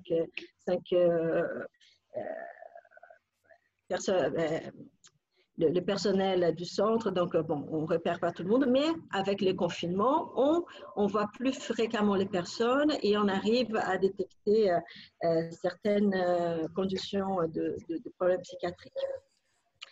Dans les centres Covid, donc vraiment directement liés au Covid, c'était une expérience aussi nouvelle pour nous, donc ces centres d'hébergement Covid. Donc, il y en avait 2 à Paris, un dans le nord pour les hommes et un dans le centre de Paris pour les femmes et enfants. Et, bizarrrement, les centres pour les hommes, on n'a jamais été appelés, bien que ils savaient qu'on existait. Dans mon petit sac. Oui, et pour les centres de femmes, donc il y en avait quand même pas mal de demandes, donc il y avait un passage hebdomadaire et on a beaucoup rencontré des personnes, mais c'était vraiment le profil le plus fréquent, c'était des mères célibataires, donc elles étaient confinées avec leurs enfants et une angoisse énorme en se disant, bon, si je meurs, mon enfant, qu'est-ce qu'il va devenir mon enfant? Et donc, c'était cette peur de mourir et de laisser un enfant pour ces personnes qui n'ont aucun lien en France et qui sont parfois même pas en contact avec leur famille dans les pays d'origine. Donc, c'était vraiment des choses, des questions à gérer. Et aussi, bon, des recrudescences aussi des personnes qui avaient vécu des traumas auparavant et qui, là, tout de suite aussi se sentent aussi impuissantes et en danger de vie à nouveau alors qu'ils se croyaient en sécurité. Pour finir, je vais parler quand même des points positifs, si on peut parler de ça, parce que pour nous, c'était des points positifs, parce que grâce au confinement, on a pu quand même rencontrer des populations qu'on ne voyait jamais, donc des personnes qui fréquentent les haltes de nuit, par exemple, et que, bon, voilà, on ne voit jamais, il y a très peu de signalements, même si parfois on se déplace dans les haltes de nuit, mais on a rarement des signalements. Donc, les haltes de nuit sont devenues haltes de jour, donc les personnes étaient là jour et nuit, donc on a pu rencontrer ces personnes. On a pu aussi rencontrer des personnes qui étaient dans les gymnases de mise à l'abri et qu'on ne rencontre jamais parce que c'est des lieux itinérants. Donc, normalement, ça change toutes les 3 semaines. Et là, à cause du confinement, pareil, ils sont restés dans le même gymnase pendant 2 mois et avec une permanence jour et nuit. Et donc, c'est vrai qu'on a rencontré des personnes vraiment pas bien et qu'on a pu donc orienter vers le soin. Dernière chose, ça n'a pas été que difficile. Moi, j'ai eu beaucoup de personnes qui me disaient, donc des personnes qu'on suit en général, qui disaient, bon, écoutez, c'est pas pire le confinement. De toute façon, en effet, comme disait Marie-Caroline, c'est des gens qui sont déjà confinés depuis des années. Donc, ce serait intéressant d'ailleurs de voir dans des études où on voit les détresses psychologiques des migrants et des natifs, mais à conditions égales, est-ce que ça ne ressort pas une résilience, une capacité plus importante d'adaptation à des migrants? Ça, c'est à voir. Et aussi, beaucoup de gens qui ont dit que le calme parisien, ça leur a fait beaucoup de bien, donc qu'ils sortaient et pour une fois, ils étaient apaisés par ce manque de bruit et des personnes dans Paris. Voilà, je pense que je vous ai résumé un peu tout. Merci Andrea, merci beaucoup. Vous pouvez maintenant poser des questions en vrai, en caméra. Alors, je vois Maria. N'hésitez pas. Vas-y, Maria. Pardon, je ne veux pas accaparer la parole du tout, mais voilà, c'est juste pour lancer la discussion. Est-ce que, merci Andrea pour ta présentation, est-ce que dans le cadre des évaluations que vous avez faites, vous avez l'impression, enfin, vous avez observé une dégradation des conditions de vie des personnes ou des de situations sociales? Merci, j'ai oublié d'en parler justement.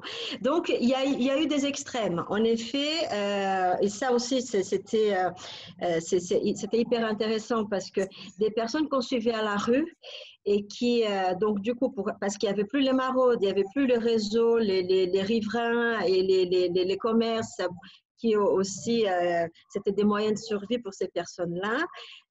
C'est des personnes qui ont finalement, on va dire comme ça, ont accepté d'aller vers le soin pour des questions de survie, pas pour des questions de santé, mais pour nous, on était très contents parce qu'on travaillait là-dessus depuis des mois parfois et qui ont accepté d'aller vers des soins et vers des abris. Donc ça, c'était une chose positive. Une autre chose positive aussi, on a vu quand même dans des centres d'hébergement, vraiment où les conditions déjà sont très, très difficiles, mais un effort incroyable des équipes de faciliter, d'aménager la vie des résidents. Donc, par exemple, des mises en place de cours pour les enfants sur le centre, gymnastique pour les parents. Donc, il y a eu quand même des initiatives très, très intéressantes. Et voilà, je pense que c'est ça. C'est ces deux choses-là que j'avais oubliées. Merci. J'ai vu personne d'autre pour les questions.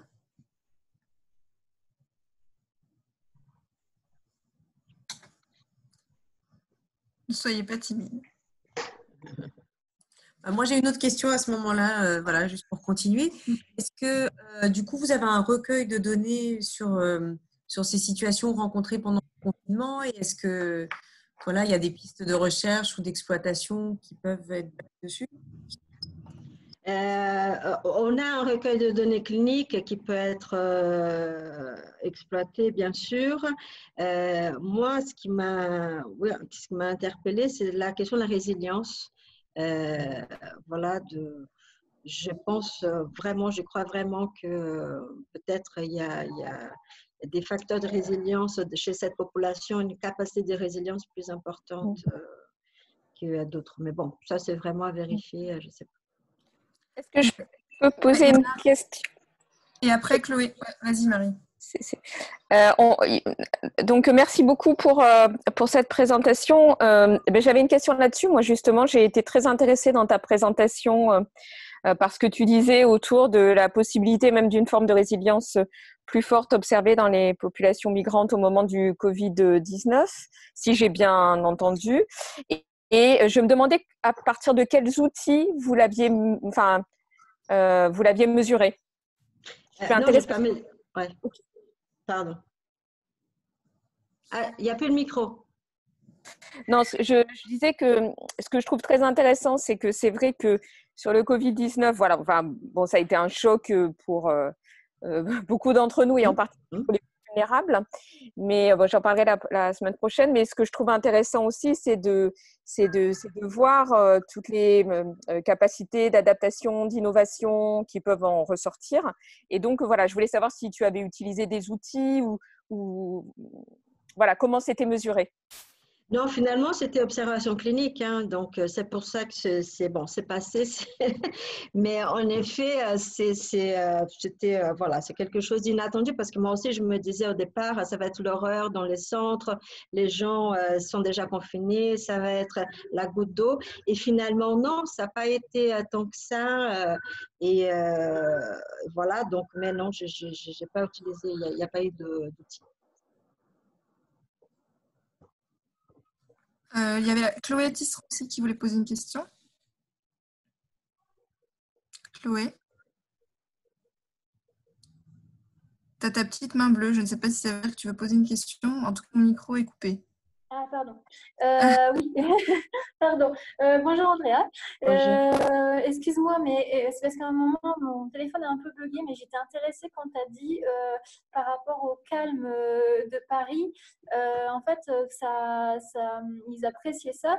Et j'ai pas bien entendu pourquoi. Enfin, j'aimerais bien revenir un peu en détail. Pourquoi? Enfin, qu'est-ce qu'ils aimaient dans ce calme parisien pendant le Covid? Je suis désolée si ça fait un peu répéter, mais c'est un peu bugué. Oui, et écoute, j'ai eu plusieurs réponses déjà, mais pour la plupart, c'était vraiment… bon, il y a eu des réactions des gens qui ne sont pas sortis du tout, donc même pour le soin, mais comme beaucoup de non-migrants. Hein, mais ceux qui se sont retrouvés apaisés par ce calme, voilà, les personnes, les bruits. Il y a même un patient qui m'a dit, mais pour une fois, il n'y a pas les éducateurs qui viennent me dire ce qu'il faut faire, ce qu'il faut… Donc, du coup, j'étais bien. Donc, voilà. il y a eu des réactions comme ça. Et ils parlaient aussi police, enfin, ça englobait le côté police aussi. Enfin, ils en parlaient, ça ou... Il y avait des commentaires, c'est-à-dire qu'on se disait, on blaguait avec les patients, ceux qui sont surtout en situation irrégulière, qui pour une fois, ils pouvaient se promener tranquillement dans Paris parce qu'il y avait, de toute façon, ils ne pouvaient pas être envoyés dans les centres de rétention. Donc, au contraire, ils étaient plus à l'aise. D'accord, merci beaucoup. De rien. Annabelle? Oui, merci Andrea. En fait, par rapport à ce que tu viens de dire, là, j'ai une question alors à laquelle tu peux peut-être pas répondre, mais une question sur l'après-confinement. Parce que ce qu'on voit poindre comme hypothèse, c'est que les gens vulnérables qui ont pu justement trouver une espèce de cocon pendant le confinement ont du mal à sortir de ce confinement. Est-ce que vous avez continué votre activité après le 11 mai? Est-ce que vous voyez les choses comme ça? Oui, non, pour nous, c'était... parce qu'il y a beaucoup de discours par rapport aux personnes dans la rue qui finalement, ils ne veulent pas sortir de la rue, etc. etc.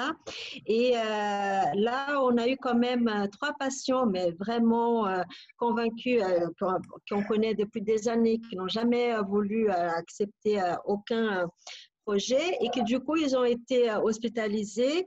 Et maintenant, ils ne veulent plus retourner à la rue. Donc, voilà, on sort un peu de ce préjugé que bon, voilà, les personnes sont bien à la rue, sont bien. Ils ont trouvé leur rythme, etc. Voilà, ils peuvent aussi trouver d'autres rythmes plus sécurisants. Et voilà, de toute façon, nous sommes tous d'accord qu'il faut un logement d'abord pour la santé mentale.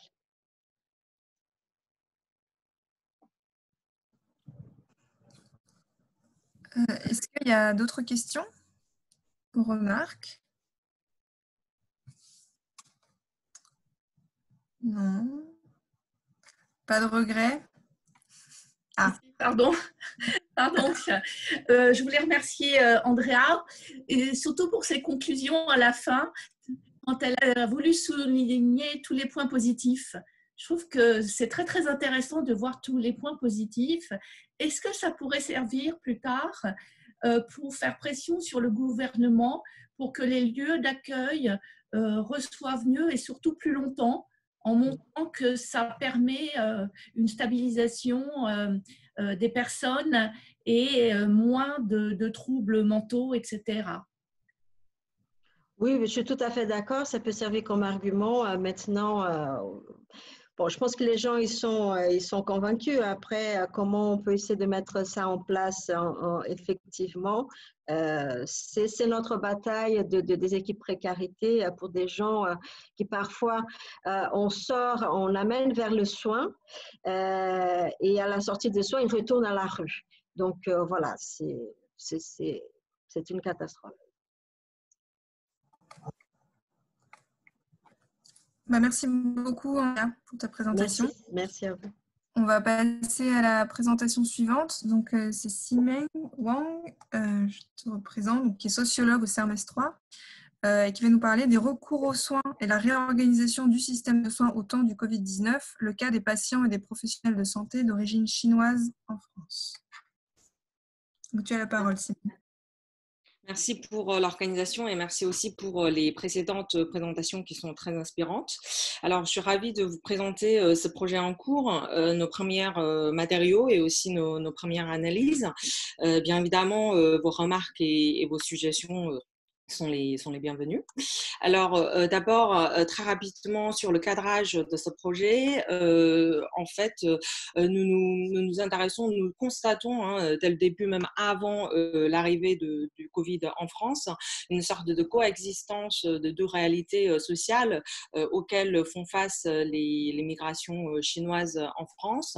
D'un côté, en fait, ce sont des personnes qui participent aux formes et dynamiques de solidarité qui dépassent à la fois les le statut administratif dans la société française, c'est-à-dire migrants, non-migrants, français naturalisés ou bien français d'origine asiatique, ou même d'origine, plus précisément d'origine chinoise, mais également qui dépassent les frontières nationales, c'est-à-dire que ce sont les personnes qui vivent en France, mais qui peuvent participer également aux luttes contre le Covid qui se passe, qui s'organise en Chine.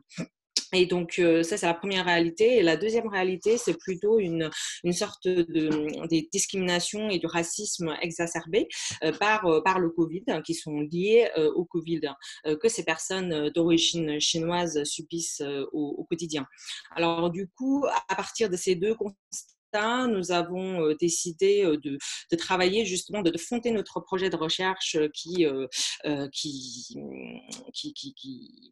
sur ces tensions, justement, sur ces deux réalités sociales, puisque on voit il y a une sorte de tension de représentation justement sur les Chinois de France.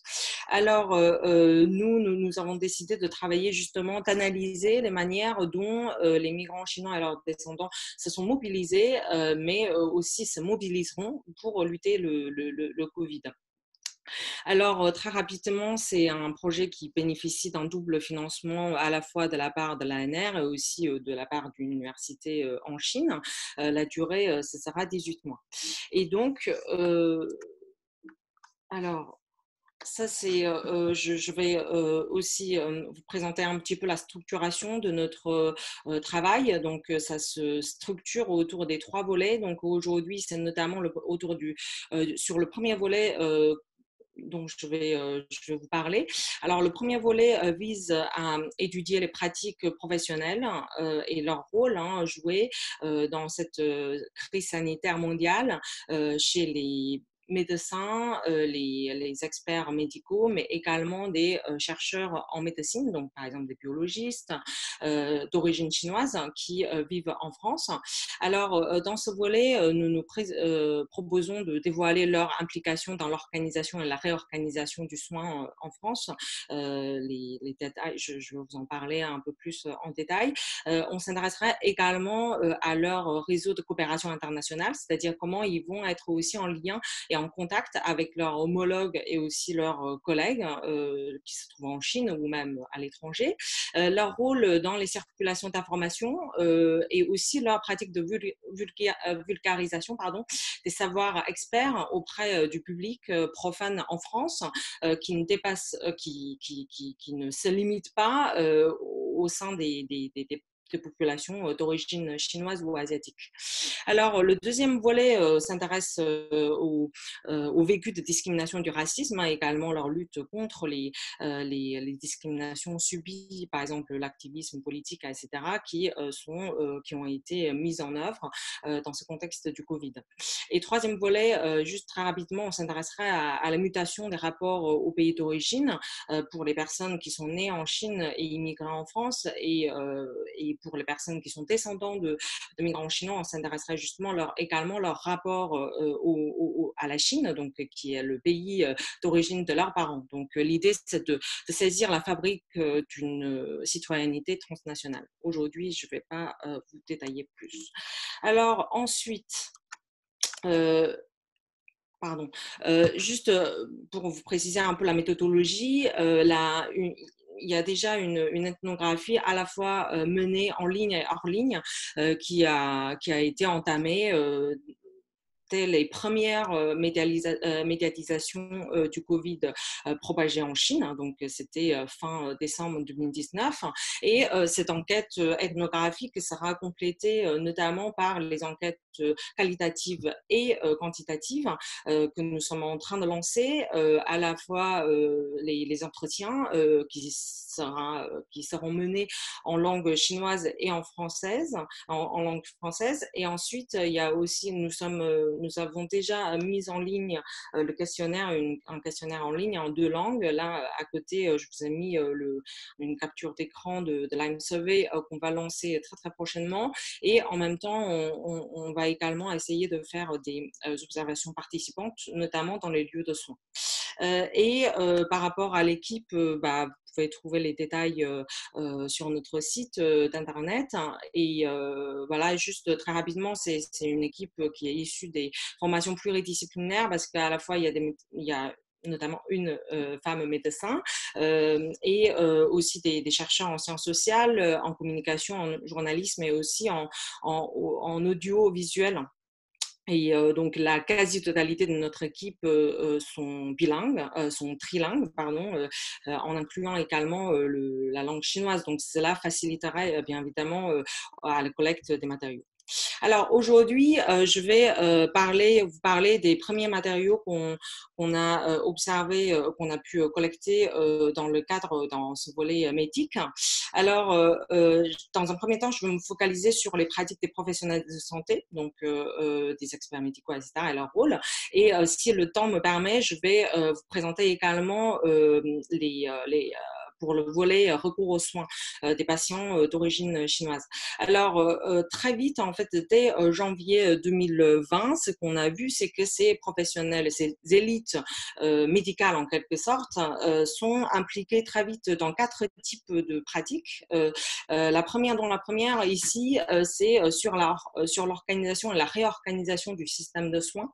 Et là, à l'intérieur de ce premier sous-volet, nous pouvons distinguer malgré tout 2 types de pratiques, dont la première porte justement, consiste précisément en coopération avec des services français, public français, et notamment le SAMU, la PHP, ministère de la Santé, etc. Et là, c'est l'exemple d'une ligne d'assistance téléphonique en langue chinoise qui a été ouverte au sein du SAMU. Donc, il y a notamment une femme médecin urgentiste qui est d'origine chinoise, qui a été chargée de recruter 10 volontaires qui sont tous et toutes sinophones, qui parlent le chinois, qui peuvent répondre au téléphone. Et ces 10 volontaires ont également été formés en médecine en France ou précédemment en Chine, et qui vivent actuellement à Paris. Et c'est aussi le cas de par exemple, sur la photo, donc la première photo que je vous ai montrée, c'est justement une scène de réponse des appels. Et par exemple, la troisième photo, c'est l'exemple d'une consultation médicale en langue chinoise qui a été proposée pendant le temps du Covid, qui a été mise en place par la mairie du 3e arrondissement. Et donc, tout à l'heure, je vous ai parlé des 2 types, justement, de participation à la réorganisation et à l'organisation du système de soins. Alors, la deuxième sous-type de pratique, on pourrait observer, se manifeste uniquement au sein de la population chinoise. Donc là, ce qu'on a vu, c'est plusieurs types d'offres de soins en télémédecine, à la fois en langue chinoise, mais ça peut être également en dialectes régionaux à l'intérieur de la Chine. Et par exemple, ça c'est le cas de la 4e photo que vous avez pu voir sur l'écran. Là, il s'agit en fait d'une proposition de téléconsultation en médecine chinoise proposée par un praticien d'origine chinoise qui a été précédemment formé en Chine, mais aujourd'hui qui vit et exerce la médecine chinoise en France. Alors, ça, c'est le premier type de pratique. Alors, la deuxième type de pratique s'agirait justement, ces professionnels, ces élites médicales s'engagent dans le partage et la circulation transnationale des savoirs scientifiques entre collègues, plus précisément entre ce qui nous intéresse ici, c'est les pratiques, les circulations qui se passent entre la France et la Chine. Et là, sur l'écran, vous voyez 3 photos prises lors d'une réunion virtuelle qui a eu lieu le 24 mars, qui rassemble des experts médicaux, des médecins en particulier, de l'hôpital européen Georges Pompidou d'une part, donc voilà, dont l'infectiologue Anne-Claude Crémieux, que vous avez sans doute beaucoup vu aussi sur l'écran ces derniers temps, et l'hôpital Zhongnan de l'université de Wuhan, qui lors de cette réunion virtuelle, il a été discuté non seulement les recherches en matière la recherche sur le virus et aussi sur le vaccin, sur les essais cliniques d'un côté, et également sur les pratiques détaillées de la prise en charge des patients contaminés. Alors, troisième type de pratique de ces professionnels de santé d'origine chinoise, c'est qu'ils s'engagent aussi et participent à la diffusion des connaissances experts auprès du grand public d'origine chinoise et au-delà. Et là, c'est le cas, par exemple, d'une immunologue, Julie Ya. Elle est chef de mission Chine, elle travaille pour les APHP. Alors là, on voit sur l'écran, elle était intervenue à la fois en français sur BFM TV auprès du grand public français, mais également sur une chaîne de médias chinois en France, basée en France. Et si on compare justement le contenu de son discours, ce qui est très intéressant, c'est de voir, bien évidemment, ce ne sont pas les contenus, et parce qu'il n'y a pas les mêmes cibles de lectorat,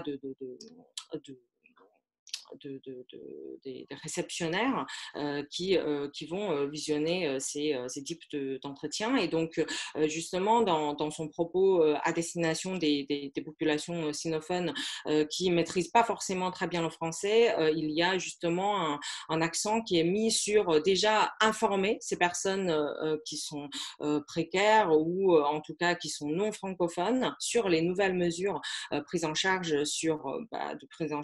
qui sont en train de se monter en France, mais également plus précisément sur l'avancée scientifique en matière de la recherche.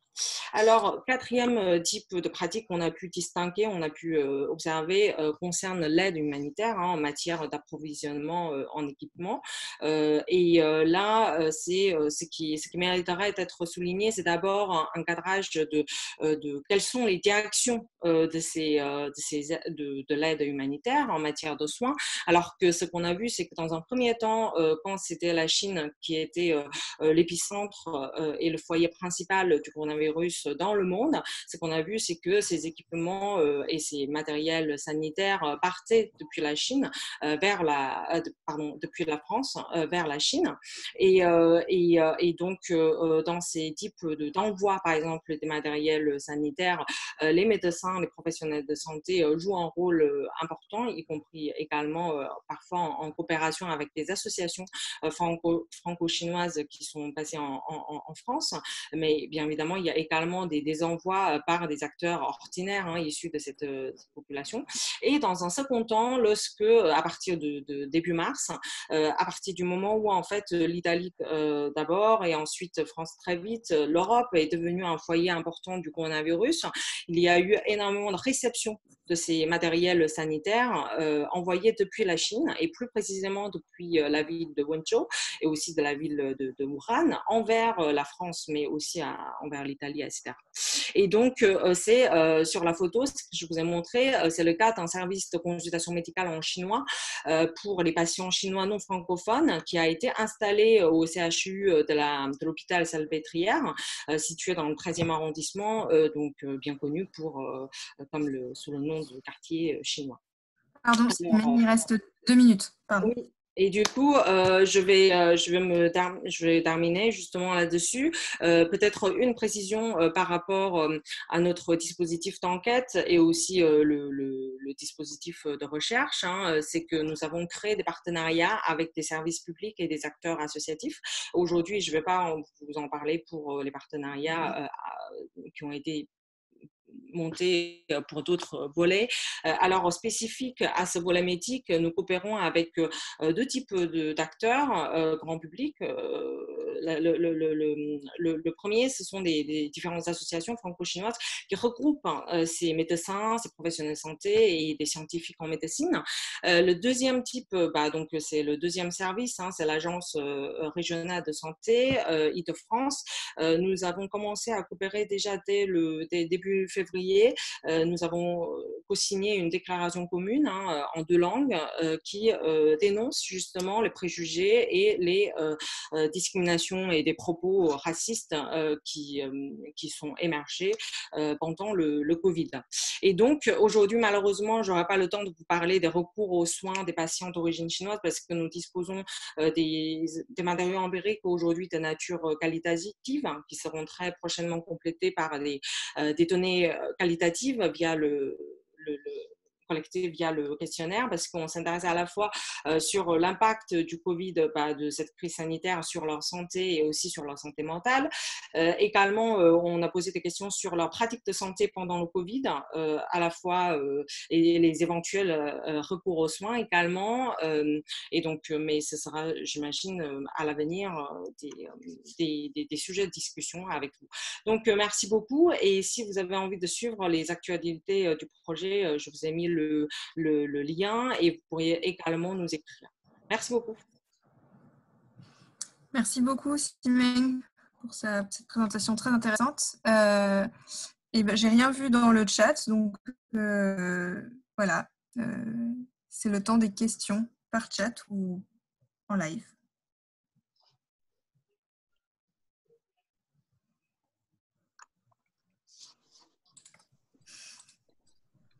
Oui. Bonjour Simeng, merci pour cet exposé et surtout on voit que vous avez été très très actif, on comprend bien pourquoi aussi. J'aimerais savoir, est-ce que du côté chinois, en Chine, il y a eu utilisation de médecine chinoise particulière que bien sûr nous ne connaissons pas beaucoup en France et qui ont pu faire leurs preuves et que peut-être un jour on en entendra parler en France? Merci beaucoup Michel pour ta question. Effectivement, c'est le point que je n'ai pas pu développer tout à l'heure parce que je l'ai mis plutôt dans le paquet recours aux soins de la part des patients d'origine chinoise. Ce qui a été effectivement observé de loin à distance, ce qui se passe en Chine, c'est qu'il y a plusieurs firmes pharmaceutiques qui sont spécialisées en médecine chinoise, ont été très très mises en avant par le gouvernement chinois, mais également par leurs collègues, donc par les médecins justement spécialisés, formés en médecine chinoise, qui prouvent vraisemblablement l'effet, l'efficacité de la médecine chinoise, notamment spécifiquement d'un produit, d'un médicament que je pourrais vous communiquer le nom si cela vous intéresse, de la molécule, et dans la lutte contre le coronavirus. Alors, ce qui est intéressant, c'est de voir également comment ce type de médicaments commence à être circulé sur le sol français. Et je commence par justement pour vous parler de l'intervention de l'État chinois dans les diasporas chinoises en prenant le cas de la distribution d'un paquet, ce qu'ils appellent Jiankangbao en chinois, qu'on pourrait traduire un kit Covid-19, qui contient à la fois des masques, des gels nettoyants des mains, mais également 2 paquets par kit de ce médicament chinois. Et il y a plusieurs centaines, voire milliers de kits Covid qui ont été distribués par l'ambassade de Chine en France depuis ces dernières semaines à destination notamment des étudiants chinois qui vivent en France. Et donc, à travers notre enquête en cours et notamment les terrains de mes collègues dans ce projet qui sont spécifiquement autour des commerçants, par exemple chinois en France. Ce qu'on voit, c'est qu'il y a certains commerçants qui commencent à s'intéresser sur la possibilité de faire les imports-exports de ce type de médicaments en France entre ces deux pays. Donc, je pense que c'est effectivement un point intéressant que tu as souligné, Michel, que nous sommes en train justement de suivre, mais je pense qu'avec le temps qui passe, on aura sans doute plus d'informations pour te répondre. Merci. Alors, je vois qu'il y a une question de Francesca. S'il y en a. Oui, merci Simeng. Je n'arrive pas à activer la caméra, mais c'est pas grave. Oui, j'arrive. Merci beaucoup Simeng. J'ai une question concernant des éventuelles discriminations, discrimination en tout cas de la part subies par les médecins d'origine chinoise, par les patients qui peut-être ne voulaient pas être touchés par eux pendant cette pandémie. Enfin, je te demandais ça. Et puis ensuite, parmi les gens que tu as pu rencontrer, comment médecins et non, parce qu'il y a les biologistes aussi et d'autres personnes de la communauté chinoise, comment ils ont réagi aux accusations d'autres pays concernant la Chine et le fait d'avoir pas toujours communiqué le nombre réel de morts ou de malades, comment ils ont pu réagir à ça, si tu as des éléments de réponse. Merci.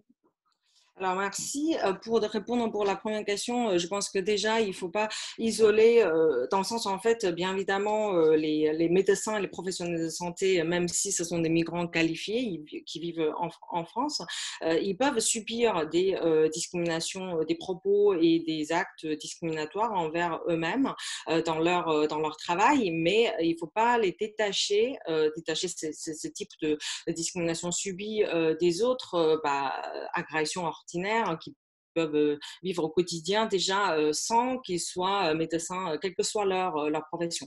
Et donc, ce qui a été observé depuis notre terrain, c'est que effectivement, il y a au moins 2 femmes médecins qui m'ont parlé des propos désagréables qu'elles ont reçus de la part de leurs patients. De la part de leurs patients qui, pour l'une d'entre elles, il y a une patiente qui d'origine non immigrée, donc de l'apparence, selon elle, qui lui a fait une remarque sur, en lui demandant plus précisément sur, voilà, on voit que vous êtes d'origine, je sais que vous êtes d'origine chinoise, est-ce que récemment vous avez voyagé en Chine, est-ce que, comment vous... Mais en posant la question vraiment sous mode un peu douteuse, de savoir est-ce que vous pourriez également vous-même être éventuels porteurs du virus.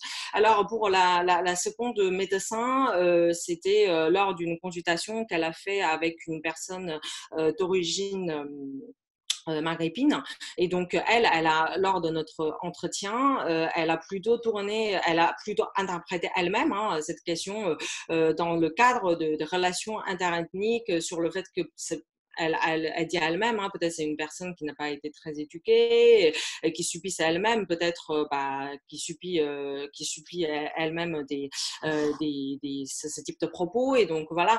Et ce sont des éléments qu'on a déjà collectés, mais justement au sein de l'équipe, on est d'accord sur le fait qu'il faudrait vraiment placer notre analyse de ce type de discours discriminatoire subi et lié dans ce contexte du Covid, dans un cadrage beaucoup plus large sur vraiment les discriminations et du racisme vécu au quotidien, quelle que soit la période de avant ou pendant ou après le Covid. Alors, pour la deuxième question, effectivement, nous sur les liens... Pardon, excuse-moi, on a déjà largement dépassé l'heure prévue pour le séminaire, donc voilà, si tu peux juste donner quelques éléments et puis voilà, on pourra clore. Alors, pour la deuxième question, c'est effectivement dans notre considération, dans le sens où en fait, ce sont plutôt des questions qu'on va traiter en articulant le volet médic et le volet transna, parce que effectivement, on voit que chez ces professionnels de santé migrants qualifiés formés en médecine, leur rapport à l'origine, à la Chine, sont aussi en cours de mutation. c'est vraiment une question qui nous intéresse fortement et je pense qu'on pourra peut-être continuer à échanger en privé.